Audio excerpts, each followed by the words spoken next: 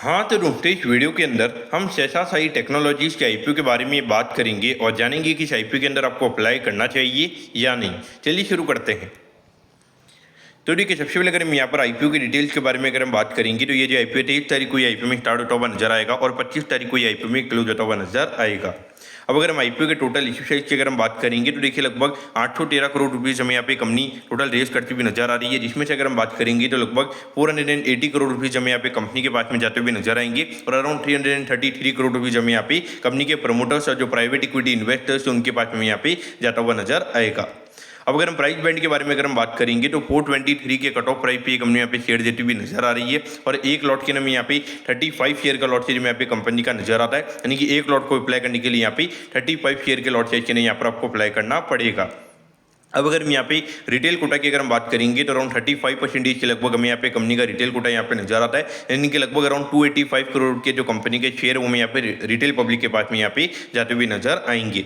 अब अगर हम यहाँ पे कंपनी के बिजनेस के बारे में अगर हम बात करेंगे तो देखिए बीएफएसआई यानी कि बैंकिंग, फाइनेंशियल और इंश्योरेंस सेक्टर को यहाँ पे कंपनी कैटर करती हुई नजर आती है। उनके रिगार्डिंग जो भी यहाँ पे पेमेंट के रिगार्डिंग उनको जो भी सॉल्यूशंस होते हैं, उनके टेक्नोलॉजी के रिगार्डिंग जो भी अगर सर्विसेज होती है वो ये कंपनी में यहाँ पे प्रोवाइड करवाती हुई नजर आती है।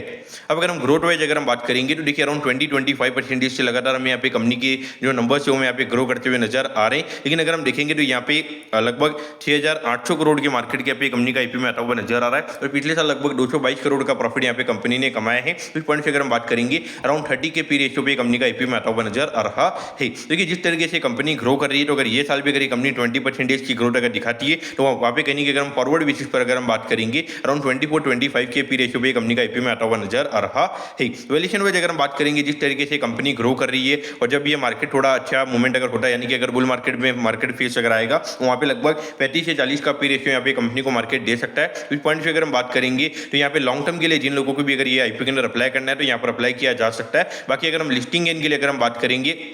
तो अभी इतने ज़्यादा नंबर ऑफ आईपीओज है तो मुझे नहीं लगता कि कोई ज़्यादा यहाँ पे 40 से 50% के प्रीमियम पे कंपनी में भी लिस्ट होती हुई नजर आएगी। बाकी ऑल ओवर अगर हम देखेंगे तो कंपनी का बिजनेस मॉडल थोड़ा ठीक ठाक हमें यहाँ पे अच्छा नजर आता है, तो एक बार के लिए लगता है कि अराउंड 10 से 15% के प्रीमियम पे ये कंपनी में यहाँ पे खुलती हुई नजर आ सकती है। तो पॉइंट ऑफ व्यू के लिए जिनको यहाँ पे थोड़े लिस्टिंग इनके लिए भी अगर ये आईपीओ के अंदर अप्लाई करना है तो अप्लाई किया जा सकता है। और अगर आपको अलॉटमेंट अगर नहीं मिलती है तो अगर ये कंपनी 5-10% के प्रीमियम पे अगर ये कंपनी खुलती है तो वहाँ पर भी लॉन्ग टर्म के पॉइंट से यहाँ पर ये कंपनी को देखा जा सकता है। दोस्तों मैं कहता हूँ कि शेषा साई टेक्नोलॉजीज के आईपीओ के बारे में आपको सब कुछ समझ में आ गया होगा। अगर आपकी कोई भी क्वेरीज है आप कमेंट कीजिए, मैं जरूर आपके कमेंट पर रिप्लाई करूंगा। ओके दोस्तों, thank you, have a nice day.